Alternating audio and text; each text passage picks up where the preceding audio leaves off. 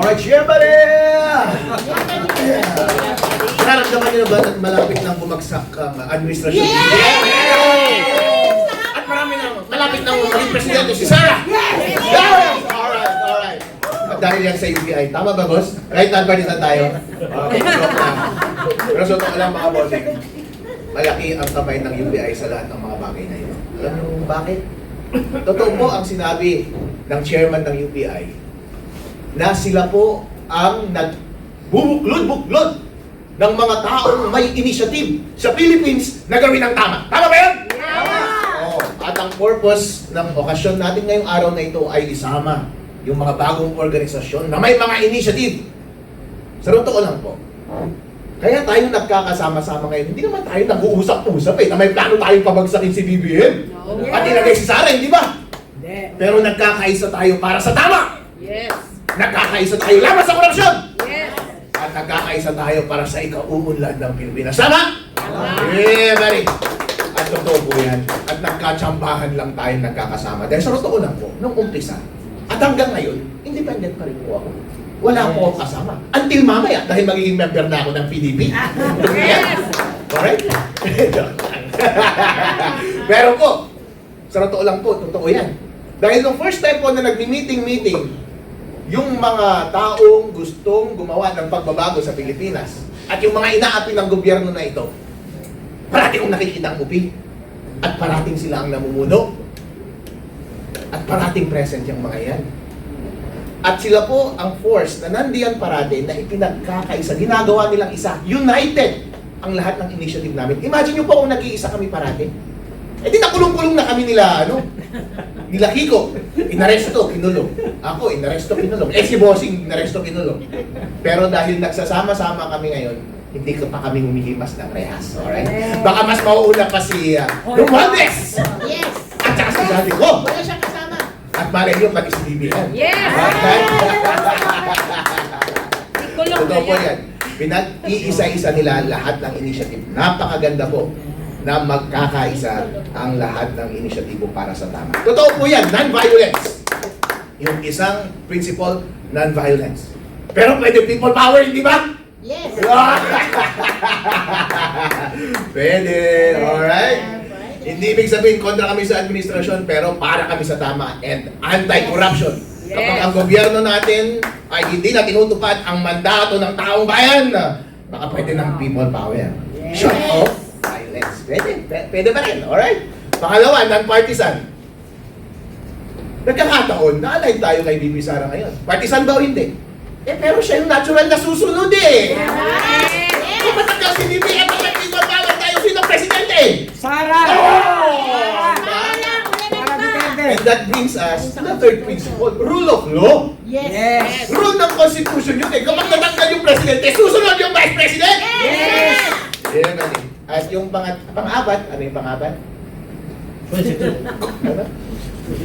Rule of law, yung isa. Well, constitutional. Respect the Constitution. Tama. Yeah, respect the Constitution. Susunod si Bibi Sara. Pero ang overarching po na ito, the purpose ng UPI, kaya po ako sumali sa kanila, ay para sa tama, laban sa korupsyon, at para sa gobyerno na naninilbihan sa taong bayan. At para sa purpose na yan, dapat tayong magkaisa. Kung sinusuportahan man natin na lumabas si BBM at pumasok si Bibi Sara, resulta na lamang. Alright? BBM, pero pinangalanan siya at bilang the Mr. Executive. At pinangalanan niya rin si Zaldico at si Cheese Escudero. Abangan natin, may lalabas din atang salita si Cheese Escudero ngayon. Napaka-exciting dahil lahat sila ay i-corroborate nila isa't isa ang kanilang malaking modus operandi. Panalo na kayo, Attorney, bakit kaya di pinayagan ni Boying na lumabas si Romualdez? Ay! Mr. Romualdez, be healthy my boy kasi it looks like hindi mo makukuha yung pass to visit your foreign doctors. Pero bring some lubrication kasi baka matuluyan ka sa kulungan. At remember, don't drop the soap. Attorney, ano masasabi mo sa Solicitor General sa hearing ko? Ay, medyo parang maayos yung kanyang interview kahapon na hindi pagpayag. Ay, Solicitor General! Solicitor General, alright. Mamaya papanood. Ano ba sinabi niya kanina? Hindi niya, parang denial yung hindi nila tinuturo kung sino sa dahilan kung bakit ganun yung Alright. Galing sa Sara Bernice. Tungkol naman po sa impeachment ni Inday Sara, ano po masasabi niyo? Alright, kasi lumalabas, ang pinakamaliwanag dito ay gusto nilang maging presidente si Martin Romualdez noon. Kaya nila inumpisahan yung VP impeachment kay Sara Duterte. Pero ngayon, hindi na sikat si Romualdez. On the defensive na siya. Mas matutuloy pang maging incarcerated siya kaysa maging presidente ng Pilipinas. Since futile nga yung objective ninyo na maging presidente ang pinsan ni BBM, huwag nyo nang ituloy yung impeachment. Alright? Maaari pa kayo lumala ang gulo ni Romualdez at saka ni tao nito, Rimulya. Gusto mo silang magsama na. Kami rin ay nagagalak at nadagdagan na naman ang grupo ng UPI. So, katulad na sinasabi ni Dato Benji, although kinakatawag ko ang Muslim affairs dito sa Luzon, ang ugat ko pa rin ay Mindanao. So, yun din ang sinususugan ko, yung kagalakan na pinapaabot ni Dato Benji. Maraming salamat po. Maraming salamat, Dato Alan. At sa ating public affairs, UPI Public Affairs, Sir Colonel, message sir. Ako po si Retired Police Colonel Jonathan Galang. Ako po yun sa Public Affairs ng ating United People's Initiative.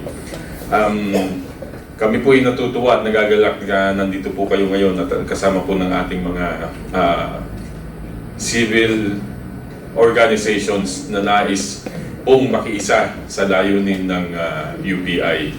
Kamakailan lang po lamang na galing po kami, kasama po si General Romy sa Mindanao. At overwhelming ang attendance ng ating mga kapatid na Muslim doon po sa Mindanao when we went there. Nag-oath-taking po sila sa UPI. Gaya po na nabanggit ng ating founding chairman and lead convener na si General Romy Pokis. Ang UPI po ay tumatanggap regardless of your political affiliation. Basta po sundin lang po natin at naniniwala po tayo dun sa apat na core values. Kami po, of course, hindi po natin maalis yung politika. Pero kami po, as much as possible, we focus dun sa mga issues affecting yung ating mga kababayan. Ini-empower po namin ang ating mga kababayan. Kaya po kami nagkaisa. Yun po ang layunin ng UPI.